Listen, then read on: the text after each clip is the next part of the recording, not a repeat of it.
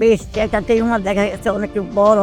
Biopsy পরীক্ষা করার পর ওনারা বললো যে আপনার ক্যান্সারের ভাইরাস আসছে, পাওয়া গেছে। ক্যান্সারের জীবাণু পাওয়া গেছে। কেমো দিচ্ছি আমি, প্রথম একটা কেমো দিচ্ছি, পরে দেখি আমার শরীর খারাপ করে। জি, কারণ এই ওষুধ থেকে আমি আলহামদুলিল্লাহ ভালো আছি। আমি আরো 10 জন আর যদি কেউ হয় এরকম আমি আরো তাকে যে আসতে চাই চলে কিনে এখানে আইসা আমি ভালো হচ্ছি, আরেকজন ভালো আমি সেটা অবশ্যই চাই। আসসালামু আলাইকুম ওয়া রাহমাতুল্লাহি ওয়া বারাকাতুহু। আমি ডক্টর মোহাম্মদ আসলাম। বর্তমানে বিশ্বনন্দিত ক্যান্সার চিকিৎসক অধ্যক্ষ ডক্টর এস এম সারোয়ার স্যারের চেম্বার গণস্বাস্থ্য হোমিওতে ক্যান্সার চিকিৎসক হিসেবে নিয়োজিত আছি। আল্লাহর রহমতে বর্তমানে আমরা সরাসরি চলে যাব আমাদের একটা রোগীর কাছে, যিনি কিনা আমাদের এখান থেকে চিকিৎসা নিয়ে আল্লাহর রহমতে উনি বর্তমানে সম্পূর্ণরূপে শারীরিক, মানসিক এবং প্যাথোলজিক্যাল বিষয়গুলোতেও সম্পূর্ণরূপে সুস্থ আছে। আসসালামু আলাইকুম। ওয়ালাইকুম আসসালাম ওয়া রাহমাতুল্লাহি ওয়া বারাকাতুহু। আম্মাজান কেমন আছেন আপনি? হ্যাঁ আলহামদুলিল্লাহ ভালো। জি, আম্মাজান আপনার নাম কি? আমার নাম সাহারা বানু। সাহারা বানু। আচ্ছা, আপনার বাবার নাম কি? আমার বাবার নাম আলাউদ্দিন খান। আলাউদ্দিন খান। আপনার মায়ের নাম? আমার মায়ের নাম রবেদা খান। রবেদা খান। আচ্ছা আচ্ছা, আপনার বয়স কত চলতেছে বর্তমানে? আমার তো মনে হয় 65-66 মতো হবে। 65 মতো হবে আর কি। আচ্ছা আচ্ছা, মনে নাই। তো আপনার বর্তমান ঠিকানা, আপনি কোথায় থাকেন? বর্তমান ঠিকানা হলো মিরপুর মিরপুর এক নম্বর। 1 নম্বরে। হ্যাঁ, মিরপুর 1 নম্বর, রোড নং 3, বাসার নাম 108। 108। হ্যাঁ, দক্ষিণ বিশিল। দক্ষিণ দক্ষিণ বিশিল। বিসিল। আচ্ছা আচ্ছা, ওইটা কি আপনার নিজের বাড়ি নাকি ভাড়া?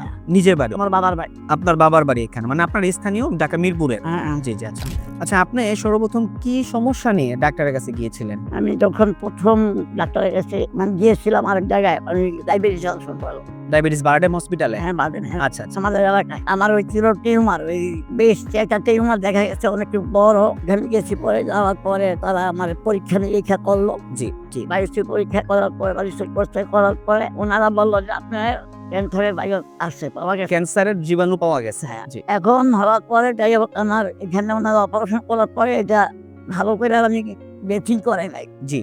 বেথিং না করার পরে আমার এই জায়গাটা একদম ফুলে গেছিল।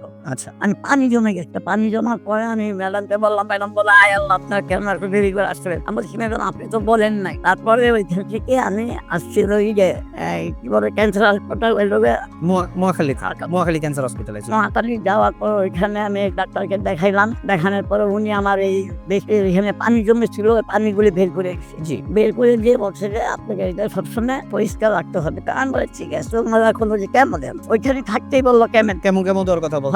কেমন দিচ্ছি আমি, প্রথম একটা কেমন দিচ্ছি, পরে দেখি আমার শরীর খারাপ করে। জি। কেমন দিয়ে শরীর খারাপ করে। খারাপ থাকে। হ্যাঁ। হ্যাঁ, শরীর খারাপ করে, বমি হয়, অনেক সমস্যা। আচ্ছা, আপনি সর্বোপরি মানে ওই চিকিৎসাগুলো চালানোর অবস্থায় মহাখালী থেকে কি আপনি সুস্থ হয়েছিলেন নাকি? না, সুস্থ হয়েছি যখন বলো যে কেমন দিচ্ছি একটা দেওয়ার পরে তারপরে বলছে যে আপনি বাসায়। আমি বলছি যে আরো লাগবে 8টা। আচ্ছা, আমি বলছি না স্যার আমি হাত দিব না। জি। তারপরে বলছে কিভাবে থেরাপি দিতে হবে। স্যার আমি কুলাইতে পারবো না। বলে যে না আপনার দিতে হবে। আমি স্যার না আমি দিব না, দেখি আল্লাহ ভরসা। তখন আমি বাসাইতে পারি। আচ্ছা, আপনি আমাদের ঠিকানাটা কিভাবে পাইলেন? তারপরে এই তখন এক বছর না 2 বছর পরে আবার দেখি এখানে একটা টিউমার। মানে তখন কেমন দেওয়ার পরে মোটামুটি একটু নিয়ন্ত্রণে ছিল আপনার। 1-2 বছর পরে আবার দেখলেন যে এখানে টিউমার আসছে। বকুল তো একটা টিউমার। জি। টিউমারটা দেখার পর আমার মেয়ের বললাম যে মা আমার তো এটা দেখা যাক সমস্যা। একদিন ওই আপনার এই ঠিকানা পাইলাম হয়তো মোবাইলের ফেসবুকে পাইছেন। জি। ফেসবুকে পাওয়ার পরে আমার মেয়েকে বললাম যে এখন কি করবো, তখন নাম্বার পাইলাম। জি। নাম্বার পাওয়ার পর আজ থেকে আমি ফোন দিলাম, এই আপনি এই ব্যাপার, আমি তো ক্যান্সারের রুগী, ক্যান্সার পাওয়া গেছে, এখন পর্যন্ত কাগজটা দেন। তারপর কাগজ আমি পাঠাই মোবাইল স্যারের লগে কথা বলছি, আর ওর সাথে আমি কথা বলছেন। হ্যাঁ। টাকা পয়সা কি লাগবে না লাগে বলছি। আচ্ছা ঠিক আছে। আসার পরে স্যার আমার দেখে ওষুধ লিখে দিয়ে ওষুধ দিয়েছে। দেওয়ার পরে আমি খাই। চিকিৎসা দেওয়ার পরে আপনার টোটাল কত মাস ওষুধ খেয়ে আপনি আবার পুনরায় পরীক্ষাগুলো করছিলেন? 4 মাস ওষুধ খাইছি। 4 মাস আমাদের এখান থেকে ওষুধ খাইছেন। ওষুধ খাওয়ার পরে আপনারা আমরা যেটা সবসময় বলে থাকি যে 4 মাস পরে আমরা পরীক্ষা করাবো, আমরা সেই পরীক্ষাগুলো করাইছি। পরীক্ষাগুলো করানোর পরে আলহামদুলিল্লাহ আমরা রিপোর্ট অনুযায়ী দেখলাম, যে রিপোর্টটা বর্তমানে আমার হাতে, রিপোর্ট অনুযায়ী আমরা দেখলাম যে আল্লাহর রহমতে ওনার যে বগলের এখানে বা ব্রেস্টে যেই টিউমারটা ছিল, ওটাতে যে ক্যান্সার ছিল, ক্যান্সারিয়াস যত মার্কারগুলো আছে সবকটা ক্যান্সারিয়াস মার্কার অলরেডি নেগেটিভ। ওই পরীক্ষাগুলো করার পর আলহামদুলিল্লাহ দেখলাম যে বর্তমানে সম্পূর্ণরূপে নেগেটিভ আছে। এখন কথা হলো, আল্লাহর রহমতে আপনি যে ক্যান্সার থেকে মুক্তি পাইলেন, আল্লাহর রহমতে স্যারের সহায়তায় আল্লাহ যে আপনাকে মাফ করছে, এই বিষয়ে আপনি একটু বলেন।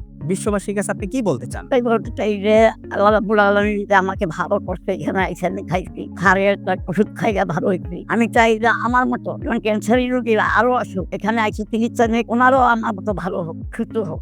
আর তাকেও ধন্যবাদ, অনেক অনেক ধন্যবাদ। জানি না এটা আমার আল্লাহর হুকুম হয়েছে, এর জন্য আমি এখানে আসছি না।